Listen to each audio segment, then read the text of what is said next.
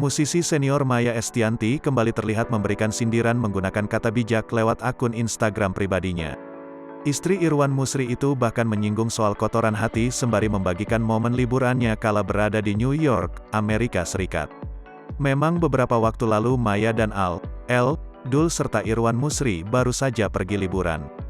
Keluarga konglomerat tersebut pergi ke Amerika lantaran gagal mengikuti wisuda El Rumi yang diselenggarakan di London, Inggris.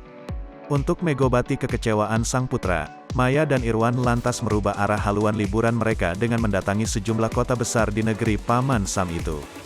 Gemar menunjukkan gaya liburan mewah dengan mendatangi tempat megah serta pergi menggunakan pesawat pribadi, tak jarang Maya mendapat komentar nyinyir dari netizen. Meski demikian, mantan istri Ahmad Dhani tersebut justru memilih untuk bersikap cuek.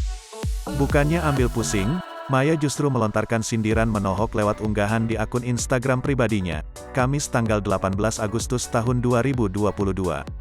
Dalam unggahan tersebut tampak Maya menunjukkan momen kala ia tengah menikmati suasana meriah di kota New York.